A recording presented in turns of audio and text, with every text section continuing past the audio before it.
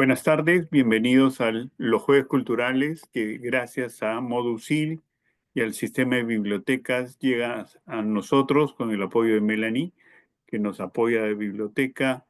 Le damos la bienvenida al magíster Fabián Bayas, quien es profesor universitario de una prestigiosa universidad de Lima y también ha sido profesor nuestro en nuestra universidad, enseñado varios años.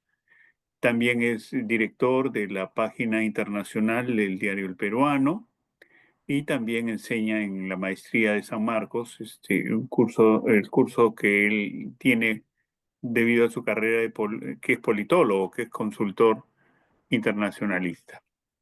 Eh, para nosotros es un gran gusto tener a un profesor de tan reconocido y sobre todo que nos va a llevar al mundo de las elecciones, ¿no? No voy a ahondar más para no quitar tiempo al expositor, entonces bienvenido Fabián, el tiempo es tuyo y comenzamos. Sobre todo, buenas tardes. Para mí es un honor volver a enseñar en una casa que en un momento dado fue mía hace unos años. Gracias por su asistencia. Quería explicar antes de comenzar la exposición que ustedes ya deben estar viendo la primera diapositiva. Y quiero confirmar eso. ¿Están viendo en las elecciones Estados Unidos 2024? Sí, Está bien, ya, ok. Entonces, yo quería comenzar un poquito viendo qué cosa es lo que vamos a ver el día de hoy, ¿ya? Esa va a ser la secuencia de mi exposición. En primer lugar, explicar muy brevemente cómo funciona la democracia en Estados Unidos, o sea, sobre todo poniendo énfasis en su sistema electoral. No es lo mismo Estados Unidos que el Perú, ¿no? En segundo lugar, cómo se elige a un presidente en Estados Unidos, qué dicen esos sondeos de opinión, faltando menos de un año para las elecciones, el papel que tiene el Congreso como contrapoder de la presidencia, qué influye en el voto de los estadounidenses, o sea, cómo votan, por qué votan, y dentro de mi especialidad en la universidad donde enseño, comunicación política, hablo acerca algo de cambio y continuidad que se utiliza en la comunicación política, ¿no? Lo voy a hacer bastante rápido porque no, para que nos alcance tiempo para la mayor cantidad de preguntas. Si tienen alguna duda, no duden en anotar su pregunta para contestar finalmente, ¿no? Lo primero que tenemos que hablar sobre las elecciones presidenciales, acerca de la Casa Blanca, ¿no? Estados Unidos tiene tal vez el sistema político de elección más antiguo, tal como lo conocemos actualmente, como partido político, voto, una persona, un voto, eh, que se presente por cada periodo de tiempo. Ya más o menos en 1820 a 1830 es que se institucionaliza las elecciones en Estados Unidos, y esta es la presidencia generalmente, ¿no? Eh, una característica de estas elecciones era la gerontocracia. Para aquellos que no saben qué es lo que es la gerontocracia, es el gobierno de las personas adultas. El sistema americano no ha sabido dar la posta a nuevas generaciones de políticos. Actualmente vamos a tener, como ven acá, a Donald Trump con 78 años como candidato, y si acaba su periodo de gobierno acabaría en los 82, ¿no? Joe Biden postuló anteriormente a los 77, o sea, pero era inclusive mayor que Trump, ¿no? Postuló al borde de los 80. Tal vez es la única vez que hay un presidente así de base 7 es Ronald Reagan y Samuel Adams, ¿no? El resto se ha movido entre sus 50 y 60, ¿no? Más o menos, ¿no? Bueno, para llegar a la Casa Blanca, los candidatos tienen que hacer un largo proceso en el cual voy a explicar las principales partes, ¿no? La primera son las primarias. El caucus, ¿qué cosa es el caucus? El caucus es una palabra indígena, india, americana, que es cuando se reunía un grupo a charlar y de ahí discutían acerca de quién era el mejor candidato, una especie de asamblea pequeña, ¿no? Y salía elegido, ¿no? Entonces, en Estados Unidos se emplea el caucus, asamblea pequeña, pero también se emplea el voto, un voto, un candidato, un voto, y el que sumaba la mayor cantidad de votos es el que salía electo, ¿no?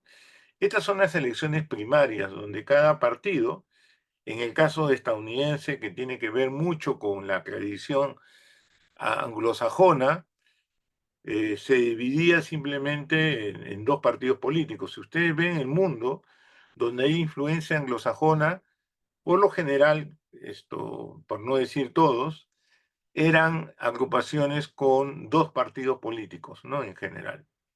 Luego pasan a la convención natural, el que gana en las primarias, hay una convención natural nacionales que se produce. En este caso, en estas elecciones, Biden había sido electo, pero antes de llegar a la convención nacional fue persuadido para poder ceder su paso porque hubo un debate televisivo en el cual simplemente se notaba pues que él ya no podía dirigir más el país, ¿no?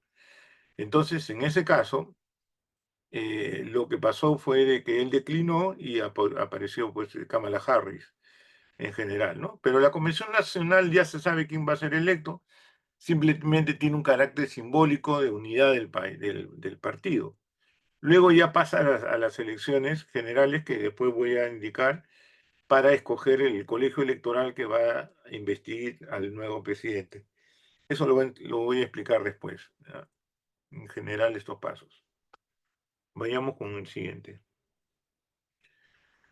¿Cómo funciona el colegio electoral? Esa es una buena pregunta, pero déjame ver si me pasa uno o no. Está bien. El colegio electoral, ¿qué cosa es?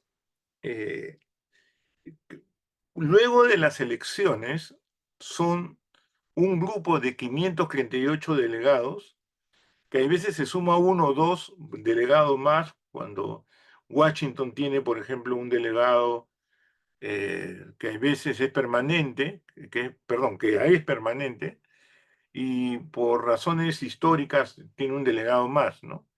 Y estos 538 delegados eligen al presidente simbólicamente, porque ya se sabe también por quién van a votar. Pero ¿de dónde salen esos 538 delegados, no?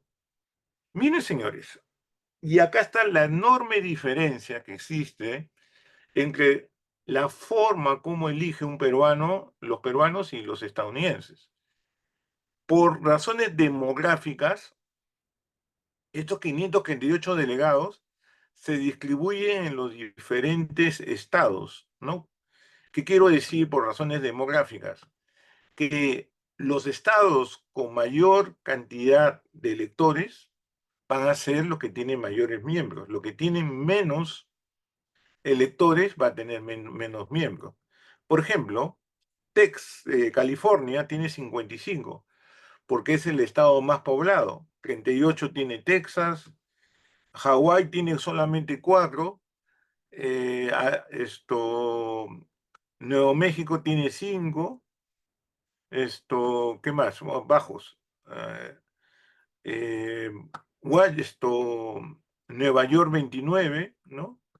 Pittsburgh 20, Ohio 18. O sea, todos estos suman los 538. Entonces se han repartido esos 538 delegados de acuerdo a la densidad demográfica de cada estado, ¿no?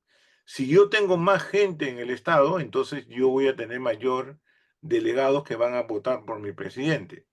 Si tengo menos, desde luego que voy a tener menos, ¿no? Entonces eso también en cuenta.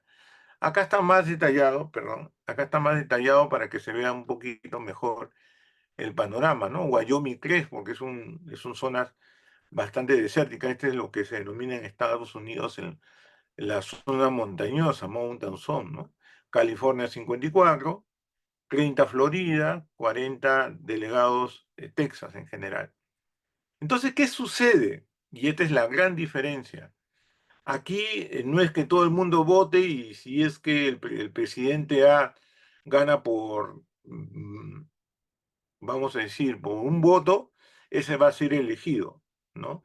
No es que se sume todo, no es un voto popular, sino que es el sistema de el que gana el Estado se lo lleva todo. ¿Qué quiero decir con esto? Por ejemplo, aquí es muy conocido, a ver si es que me da este lapicero, es muy conocido que California, vamos a poner acá, demócratas y republicanos, que California, perdón, no me salió bien la R acá, ya, demócratas y republicanos. California siempre ha sido demócrata. Hace cuenta que votan 10 millones de personas y gana por 5 millones 0,001 y tu contrincante tiene 4 millones 9,999. Entonces yo me llevo, como el ganador se lo lleva todo, los 54 representantes que voy a votar por los demócratas, en este caso por Kamala Harris. Eh, Texas es republicano siempre, casi.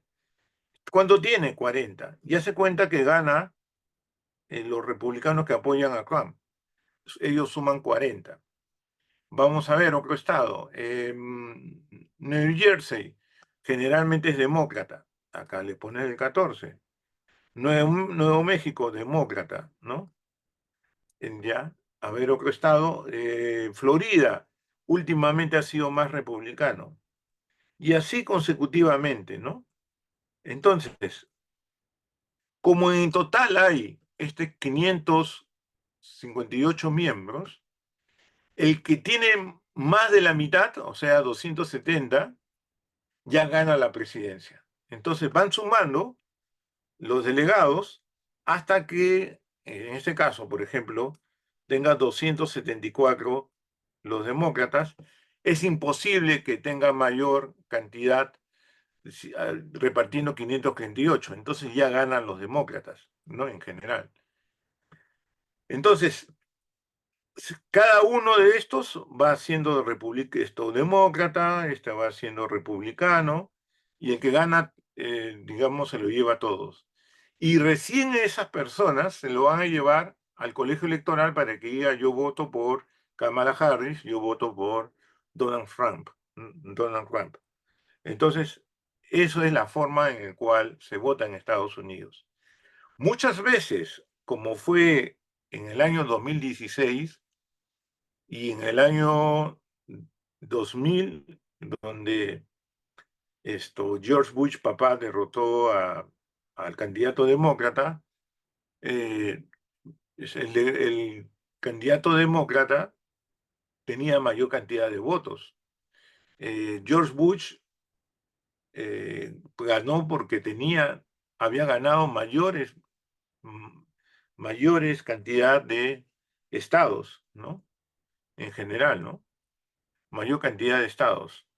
Eh, Trump, a pesar de que tenía 2 millones de votos menos, o sea, en ese tiempo Hillary Clinton le ganó por 2 millones, perdió las elecciones Hillary Clinton, porque supo ganar los estados claves. Y ahí vamos, justamente. Miren, que esto que no sea un impacto visual, ¿no? Porque generalmente acá Bill Clinton, bueno, acá estaba más azulito, ¿no? Pero, por ejemplo, Obama estaba más disputado, ¿no? En general, ¿no? Pero que generalmente se ve más rojo que es republicano y azul es demócrata. Eh, Ahí no se confía en la imagen física porque hay estados grandes que tienen poca población y por lo tanto tienen pocos representantes. Entonces van a el voto delegado a escoger justamente, por ejemplo, los azulitos, 55, tienen, como le dije, California, 38 Texas en las elecciones pasadas. ¿Cómo están las encuestas el día de hoy? Las encuestas el día de hoy, casi todas, le da una pequeña ventaja entre 2 a 3 puntos a Harris sobre Trump. Este es un resumen de varias encuestas. Pero no se confíen, porque es tan estrecha la diferencia que puede ganar Trump también, en general. Hay un promedio de 2,6 favorable a Harris actualmente en las encuestas, ¿no? Y esto viene justamente de su nominación, porque parecía que con Biden iba a haber un baile en general. Lo que hay que tomar en cuenta para saber los resultados de las elecciones son los estados pendulares o claves. ¿A qué llamamos estados pendulares? Son aquellos estados que no mantienen una lealtad a un partido político y pueden votar por demócratas o pueden votar por republicanos. Se van justamente, por eso se dice pendular, ¿no? En general. Es el caso de Nevada, es el caso de Arizona, el caso de Georgia, es el caso de Carolina del Norte, Pensilvania, Michigan y Wisconsin. Y estos votos son claves, ¿no? Por ejemplo, Nevada, a pesar de que son pocos, ¿cuántos son Nevada? 6. Pero eso puede decidir las elecciones. En el caso de Arizona, ¿cuántos son? Arizona son 11 votos, ¿no? Puede decidir las elecciones. Georgia, ¿cuántos votos representa Georgia? 16 votos. Son pequeños estados, pero decisivos. El que gana los estados pendulares se gana las elecciones, porque ya el resto está más o menos orientado históricamente por un partido político. Ok, entonces vean ustedes cómo ha ido de una parte a otra parte. Arizona había sido demócrata en el 96 y 2020, pero pasó a ser republicano. Florida también está medio que se mueve entre republicanos y demócratas, ¿no? En general, ¿no? Entonces, no se sabe aún a qué se va a inclinar estos estados demócratas. Bueno, esta es una información de las elecciones pasadas de 2020. No había conseguido un gráfico que viera también cómo se votan las minorías étnicas. Esto ha subido, señores. Los latinos el día de hoy ya no son simplemente el 13 puntos por ciento, ha subido hasta 16 a 17%. O sea, los latinos se han convertido hoy en Estados Unidos en la primera minoría, desplazando a los afroamericanos en general, ¿no? Entonces, los blancos están cayendo, los latinos están incrementándose en su base electoral, los afroamericanos están casi iguales y los asiáticos también están creciendo, pero en menos proporción que los latinos en general, ¿no? Eh, y acá está la distribución del electorado latino, ¿no? Perdón. Miren ustedes que el electorado latino se concentró en esta parte que generalmente le llaman el Southwest, ¿no? Donde han sido estados que han pertenecido anteriormente a México, ¿no? Y en la guerra del siglo XIX, a mediados del siglo XIX, le arrebataron una buena cantidad de territorio a los mexicanos, ¿no? En general. Todo el Southwest, Texas, Nuevo México, Colorado, Arizona, California, Nevada, ¿no? En general. Otros poderes del Estado, hay acá un equilibrio verdaderamente de poderes entre ejecutivo, legislativo y judicial, ¿no? Entonces acá están los pesos y contrapesos que hay, en inglés le dicen algo así como check and balance, entre los diferentes poderes que es necesario en una democracia. Y esto es para que no exista un, un lado en el cual predomine sobre el resto, en general, ¿no? Por eso es que hay un check and balance, ¿no? Como una especie que yo te chequeo y te mantengo, yo te puedo acusar, etcétera, etcétera. Algo que debe permanecer en cualquier democracia y esto. Y vean lo que está sucediendo en el Perú en la actualidad, ¿no? Bueno, la Cámara de Senado son 35 sillas en juego siempre cada las elecciones, en total son 100, de los cuales 53 eran republicanos, 45 demócratas, ¿no?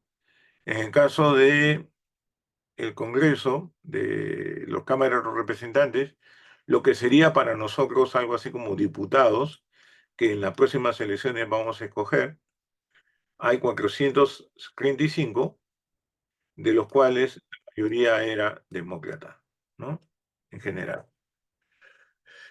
Más o menos se mantenía un equilibrio, pero el Senado era dominado por los republicanos en las últimas elecciones. Vayamos esta parte, la segunda parte. Ya le expliqué más o menos grandes rasgos de lo que es eh, las elecciones en Estados Unidos. ¿Cómo influye, qué influye en el voto de los estadounidenses? ¿No? ¿Cuál es lo que influye? ¿No?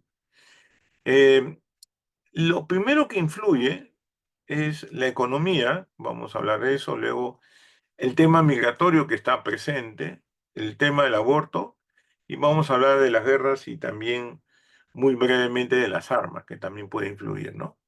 El primer factor, la economía, ¿no? Se dice que los estadounidenses hay lo que se denomina popularmente voto con el bolsillo. ¿A qué se llama voto con el bolsillo? Antes de votar, miro mis bolsillos y veo que si estoy mejor que antes, voy a buscar a reelegir al presidente o al partido que está en el poder.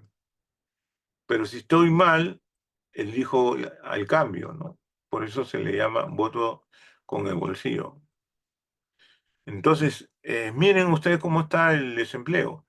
Lo interesante aquí es que la situación económica, y vamos a ponerlo más claramente, macroeconómica, o sea, de la gran economía, está bien en Estados Unidos, pero esto no se manifiesta en un nivel de satisfacción del electorado. Critica al gobierno por temas económicos, ¿no? Miren que en el 2020 esto hubo una curva de desempleo, inflación, justamente en el momento que se inicia la guerra de Rusia, ¿no? Acaba la pandemia, no, perdón, está en plena pandemia, la guerra de Rusia con Ucrania, es que esto se pone más caro el combustible y todo sube, ¿no? Por eso es que llega el desempleo a un costo de 14%. En la actualidad, en septiembre, el último mes, está en 4,1, ¿no? Según el Departamento de Trabajo de Estados Unidos. Bueno, esta es la otra cara de la moneda, ¿no? El empleo, ¿no? Que está en 254.000 empleos generados, que está bien en general. La inflación, señores, ese también es debido, más o menos, al tema de la invasión de Rusia a Ucrania, que hace justamente subir la inflación a todo el mundo, ¿no? Nosotros sufrimos la inflación también en aquella época. Hoy está casi en el rango que debería estar, ¿no? 2,5, luego de haber llegado a más de 9, 9,1. Entonces, Biden ha hecho bajar la inflación en general. Perdón. El crecimiento económico, esto, acá sí ha dado buenos saltos, ¿no? El último mes ha sido 3%, que es un crecimiento notable, ¿no? Acá en el 2020 por la pandemia bajó en primer lugar y luego hubo el efecto rebote y creció lo que bajó, ¿no? Entonces vamos a decir que el Producto Bruto Interno, esto está bien también, generalmente. Lo que sí existe, y es parte también de los discursos políticos, sobre todo de Donald Trump, es la competencia comercial y militar con Estados Unidos. ¿Qué es lo que ha pasado en esos últimos años? Eh, Biden se ha caracterizado por conversar con el gobierno chino en caso de que ellos no quieren tener una guerra comercial, ¿no? Y durante la pandemia ellos necesitaron productos para poder enfrentar la pandemia y tenían que esperar que China le dé. Entonces, eh, esta política de irle a pedir a Estados Unidos y decirle que no tienen, no le gustó nada a los gobiernos estadounidenses. Y ahora lo que tiene es el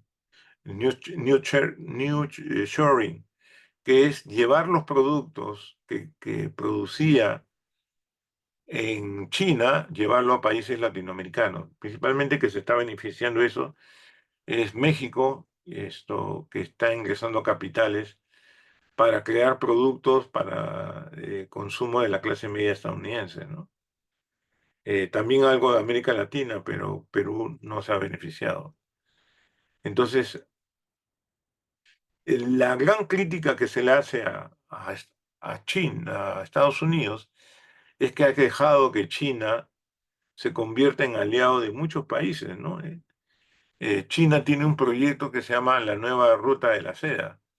Para los que les gusta historia, saben que la Ruta de la Seda era la ruta que empleó Marco Polo y sus seguidores para poder trasladar productos eh, chinos, sea China, a América, perdón, a Europa. Entonces ahora quiere que países como África, países de África, países de América Latina, incluido el Perú, participan en este nuevo proyecto, ¿no? Y el puente de Chancay, esto es uno de ellos, ¿no? Uno de los esfuerzos. Eh, ¿Qué opina la población sobre el factor económico? Según un último sondeo de la Universidad de Michigan, mostró que 41% de los encuestados considera a Kamala Harris mejor en economía contra el 38% de Trump, ¿no? Esto es mucho mejor porque con Biden no le creían. Trump le ganaba a Biden de lejos por 5 puntos. Y eso es algo bueno en general. Un segundo factor que mueve al electorado es el tema de la inseguridad. Ahora, aquí Donald Trump ha creado este fenómeno de la inseguridad, sea en forma natural o simplemente artificial, ¿no? Porque ha indemonizado a los migrantes, dicen que son violadores, son rateros, está Al Qaeda, etcétera, etcétera, ¿no? Y generalmente con la descomposición de Venezuela, ya había 11 millones antes del gobierno de Biden, pero se dice que ahora hay 8 millones más que han ingresado en estos últimos 2 años. Ya serían cerca de 20 millones de migrantes que están ilegales en Estados Unidos, ¿no? En general. Y un tercer factor que esto yo creo que aflora y desaparece, aflora cuando hay digamos, matanzas, es el tema de las armas, ¿no? Que constitucionalmente cada ciudadano estadounidense está facultado a importar armas, ¿no? Según la segunda enmienda de la constitución política que ellos tienen. Y hay una especie de culto del arma, pero al mismo tiempo hay matanzas. Es muy común, hay 11 veces más se mata en, en Estados Unidos que en Gran Bretaña, por ejemplo, ¿no? Y esto porque ya de pequeños los hacen pues a los chicos hacerle gustar las armas en general, ¿no? Y un último factor que también es importante es el tema del aborto, ¿no? ¿Y por qué digo el aborto? Porque la asunción de Kamala Harris como la primera mujer, ella trae el discurso de las mujeres de que ellas deben decidir en general el aborto. Las encuestas revelan que el voto de las mujeres estadounidenses se inclina ampliamente más que el voto de los hombres que votan por Donald Trump. Las mujeres prefieren largamente a Kamala Harris que a Trump, ¿no? Y miren ustedes que en estas elecciones del 5 de noviembre va a haber varios estados que van a poner en prueba la normativa que tiene cada estado sobre el aborto, ¿no? Si se va a eliminar las restricciones o se van a mantener los derechos consagrados, ¿no? Entonces yo creo que este tema del aborto también podría jalar al electorado para favorecer, si yo estoy a favor del aborto, por ejemplo, y Kamala Harris abiertamente lo ha planteado, es muy raro que yo vote por Donald Trump y en contra a favor del aborto, ¿no? Es muy raro, ¿no? O sea, generalmente se va uno con otro. Y por último hay un cuarto factor que son las guerras internacionales. Lo primero que quería decir es que en las guerras internacionales, de acuerdo a los estudios que se han hecho, no es un factor determinante en las elecciones, ¿no? Ya, ni siquiera en la guerra de Vietnam, donde fue directamente las tropas estadounidenses. Hoy el mundo vive dos guerras, entre Ucrania y Rusia, y entre Israel y, por una parte, con Hamas, los palestinos, y con otra parte con el Hezbollah, que también son palestinos, chiitas en general, ¿no? Entonces, lo que sí puede influir es dos cosas. Uno, que la comunidad palestina en Estados Unidos, sobre todo en estados donde hay tan corta la diferencia, podría influir generalmente. Esto es una manifestación de palestinos frente a la Casa Blanca. Y lo segundo, que puede perjudicar al actual gobierno, es que Israel lance un ataque a, a Irán, a sus pozos petroleros. ¿Qué pasaría? El petróleo comienza a subir de precio. Y eso le va a crear problemas electorales al gobierno de los demócratas, de Biden y de Kamala Harris, porque no van a poder controlar esa subida de precios debido a la guerra. Entonces ahorita Biden y Kamala Harris están rezando para que Israel no lance un ataque eh, a las instalaciones petroleras de Irán, ¿no? Que tiene una participación baja, 2-3%, pero lo suficiente para influir, ¿no? A nivel, y por último, esta parte, a nivel de lo que es la continuidad y cambio en las comunicaciones, bueno, ya ustedes deben saber qué cosa es el fake news, ¿no? En general, ¿no? Las noticias falsas, ¿no? Donald Trump, pues, es el, el candidato político que más sistemáticamente miente, ¿no? No sé si vieron, supieron que en el debate decía de que los haitianos se estaban comiendo las mascotas y los gatos en una ciudad de Springfield, ¿no? Y en Ohio. Y la ciudad de decir que eso era mentira, que no había ninguna evidencia, ¿no? Entonces es las noticias falsas. Y vean ustedes este PolitiFact, que es un organismo que ve las mentiras, vean ustedes que lo que habla y lo que propone Trump generalmente está entre totalmente falso o falso, ¿no? Es bastante alto, casi el 60%, ¿no? Algo con mentira, ¿no? Y la verdad que lo que él habla es 3% o 8%. Harris también dice algunas mentirillas, ¿no? Un 16%. Esto lo han hecho con el fact-checking, ¿no? No sé si ustedes saben que es una metodología para poder averiguar si lo que hablan los candidatos es verdad o mentira, ¿no? Fact-checking se llama. O sea, mirando los argumentos, ¿no? Y hay muchas organizaciones que le pasan el fact-checking, ¿no? Esto seguramente va a estar de moda porque los políticos mienten tanto, ¿no? Más verdad, Kamala Harris tendría el 10%, ¿no? Entonces, abiertamente, miren ustedes, comparen la diferencia entre todos los candidatos, ¿no? ¿Quién miente más? Lo segundo es el papel de los influencers. Señores, esto es algo nuevo en las elecciones.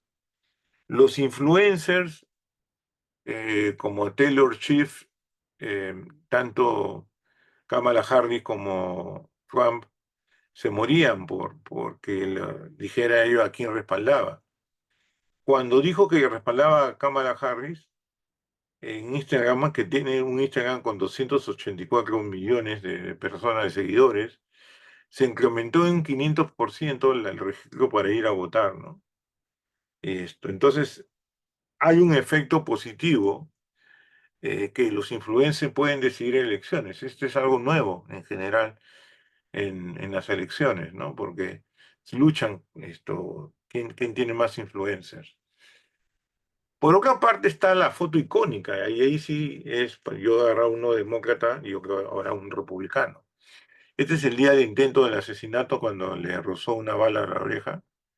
Y vean ustedes que Crown domina mucho las comunicaciones. No debería aparecer agachado, escondido, sino que le pidió levantarse y hizo un ademán de victoria con la bandera estadounidense, ¿no? Atrás, en general, ¿no? Y esto nos hace recordar, pues, una famosa bandera, la Iwo Jima, ¿no? ¿No? En general. Esta imagen, pues, eh, alimenta su narrativa acerca de que Estados Unidos es un país violento por cada vez más, y este gobierno no ha hecho mucho para evitarlo. Entonces, esta foto ayuda mucho a eso, ¿no? A esta figura, foto icónica con él ensangrentado, que estoy seguro que pasará a la historia de las fotos, ¿no?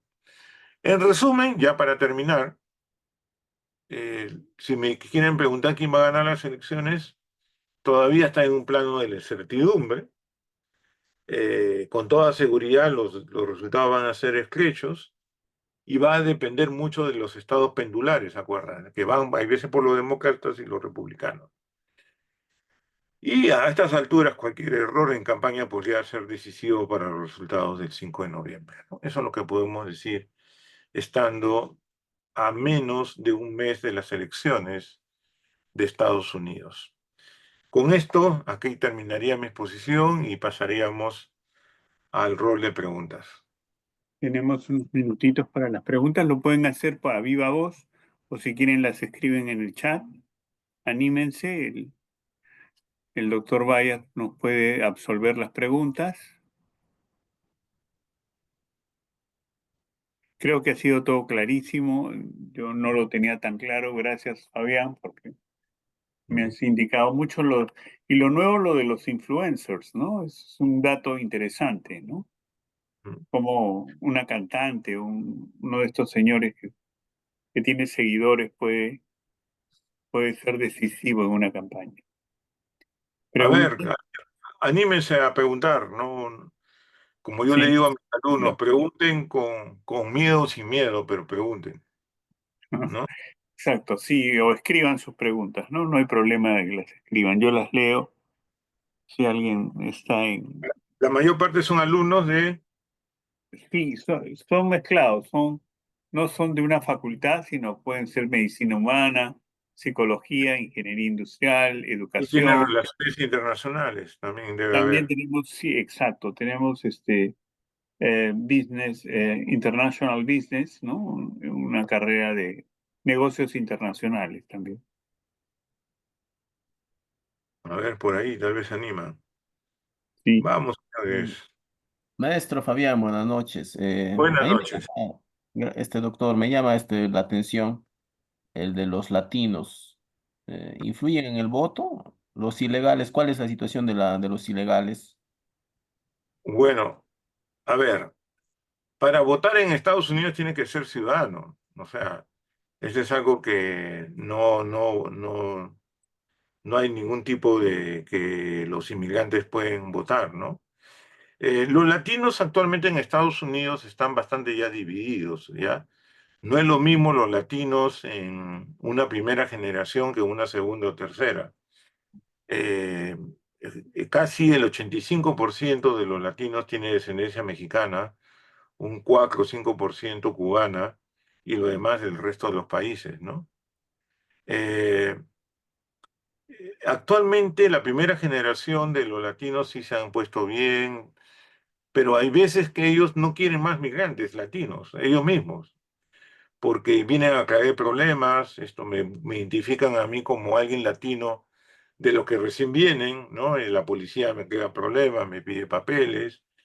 Entonces, no creas que los latinos ayudan entre los latinos como debería ser, sino que a veces están en contra de la migración ilegal y sobre todo la llegada de latinos, ¿no? En general los latinos se inclinan a los demócratas, ¿no? Ahí está el lugar, ¿no? O sea, esto es cierto que los latinos se inclinan más a los demócratas, pero al mismo tiempo también es justo decirlo que cada vez menos es este apoyo. O sea, los republicanos han ganado mucho espacio en general, ¿no? Pero están más identificados con los demócratas, los latinos, ¿no? Históricamente, ¿no? Desde hace varias décadas, ¿no? Pero ese apoyo cada vez es más débil y cada vez hay más latinos en los republicanos, generalmente de las últimas, de las generaciones más antiguas, en general, ¿no? Y de las generaciones más recientes apoyan a los demócratas. Pero no votan los inmigrantes, los votan los ciudadanos latinos que viven en Estados Unidos, ellos votan. Se tienen que escribir primero, luego votan. ¿Ok? Gracias. ¿Alguna otra pregunta? ¿No? Buenas Vamos. noches, profesor. Sí. Yo tengo una pregunta sobre los estandos pendulares. Me pareció interesante mucho ese tema y no lo conocía. Quisiera saber qué desafíos se enfrentan los políticos y qué herramientas implementan para poder ganar estos estados pendulares en las elecciones. Bueno, la campaña electoral que existe en estos estados pendulares se centran ahí. Si tú ves, por ejemplo, el calendario de las presentaciones de tanto de Trump como de Clinton, están siempre presentes más de la mitad en estos estados pendulares, porque sabe allí que esto se va a decidir las elecciones, ¿no? Eh, en- un problema que hubo en Georgia, en el cual es una de las acusaciones que tenía Trump, saqué esa diapositiva porque me iba a demorar mucho de explicar, es porque justamente Donald Trump anteriormente quiso sobornar a las autoridades electorales de Georgia para que le dieran el triunfo, ¿no? Entonces, con todo eso, ¿no? Entonces, ha sido decisivo siempre saber quién gana en Nevada, en Arizona, en Georgia, Carolina del Norte, Pensilvania, Michigan y Wisconsin, ¿no? En general. Y te digo que ahí se concentran los esfuerzos de la campaña electoral, principalmente, ¿no? Porque ya, por ejemplo, ¿por qué voy a hacer campaña en California si sabe que los demócratas van a ganar? ¿Para qué hacer campaña en Texas si saben que los republicanos van a ganar, ¿no? Entonces yo me centro donde puede cambiar la decisión de las elecciones, ¿no? Muy bien. ¿Ok? ¿Otra pregunta? Gracias. Bueno, Sí, creo. yo quería preguntar algo, o bueno, respecto a la página esa que mostró sobre PolitiFact. Solo pues muestra resultados de las autoridades o de los candidatos estadounidenses o también de otros países. A ver, revísalo. Yo he visto solamente de las autoridades estadounidenses. Vamos a estoy tratando de buscar esto, de PolitiFact, ¿no? Sí, sí. Entonces, revísalo esto. Yo he visto solamente candidatos estadounidenses. No lo he revisado con tanto cuidado que pueda haber de otros candidatos. Yo creo que se centra en Estados Unidos, porque el seguimiento es bastante caro, ¿no? En general, ¿no? ¿Deberíamos implementar algo así acá en el Perú? Me parece que sí, ¿no? Ya viene una campaña electoral y todo el mundo te promete pescado, promete comida, educación, todo ello, ¿no? Algo así deberíamos y eso es a base de un fact-checking, ¿no? Eh, Generalmente en las elecciones, para poner un gráfico, si este es el día de las elecciones, los candidatos te prometen esto, el hasta aquí, y al momento de que eres gobierno, si ganas las elecciones, tienes esto para poder cumplir, ¿no? O sea, hay un- un- una distancia tremenda entre lo que yo tengo de lo que yo he prometido y de lo que yo tengo realmente para cumplir esto, ¿no? Entonces, generalmente esto le hace daño mucho a la democracia. ¿Por qué? Porque al no cumplir hay la decepción, pero no del candidato, ¿no? Sino del sistema político, ¿no? Entonces ahí corre el riesgo la democracia que no permita, pues, hasta ahora, por ejemplo, hay señores que quieren fusilar a un presidente y eso no es imposible porque el Perú ha suscrito una serie de tratados en general, ¿no? Lo hace por publicidad. Hubo un señor, Pavel, creo que era Andrés, que quería hacer Sí, un... Andrés. Ah, Una sí, pregunta. sí, maestro Fabián. Lo que yo quería saber es, cuando hizo su exposición, mencionó algo sobre las guerras, ¿no? Yo pensé que Sí, las guerras influían directamente en el voto del ciudadano, pero veo que no es ya, así. no es así directamente, pero he hecho una advertencia y acuérdate también de la advertencia que he hecho, que las guerras históricamente no han influenciado directamente, pero puede ser en forma indirecta, por dos motivos, repito. Uno, en estos estados pendulares hay minorías árabes, que son árabes estadounidenses, y ellos están presionando al gobierno para que deje de financiar a Israel y que si es así van a votar por los demócratas, ¿no? Y si no es así, no van a votar por los demócratas. Pero dudo que ellos voten por los republicanos, porque peor es la elección de Trump, ¿no? Entonces, esa tampoco es la diferencia que podría ser decisivo una comunidad, ¿no? Y lo segundo que he hablado, y acuérdate lo que estoy diciendo, es que si, por ejemplo, hoy Israel decide lanzar un ataque de misiles en represalia por los ataques que ha recibido a Irán, a todo lo que es su industria petrolera, ¿qué pasa? El petróleo se va arriba. Y al irse arriba el precio del petróleo, las cosas van a encarecerse en Estados Unidos. Y hablamos del voto con bolsillo. Entonces, encarece, va a perjudicar directamente al gobierno de Biden y a los demócratas. De esa manera, en forma indirecta, sí puede influenciar. ¿Ok? Ok, Muchas Andrés. gracias. Sí, Gracias, sí. maestro. Gracias, Fabián, por las preguntas, por habernos ilustrado en esto que ocurre en este gran país de Estados Unidos, para saber cómo eligen ellos. Invito a la concurrencia para el próximo Jueves Cultural, que va a tratar sobre la verdadera importancia del escritor, este escritor nuestro que escribe siempre de héroes fracasados, ¿no? El autor de Color Modesto, el autor de La Insignia, el autor, así que los invito, va a estar a cargo del doctor Jim Anchante. Estamos muy a gustos de haberte tenido, Fabián. Gracias por tu sabiduría. También invitamos a los jóvenes que se han conectado al Cine Club. Mañana tenemos algo interesante sobre el Cine Club, un gran peliculón, así que eso en el Tulón 360, al costado al frente de la puerta de la puerta 2 de estudiantes del Campus 2.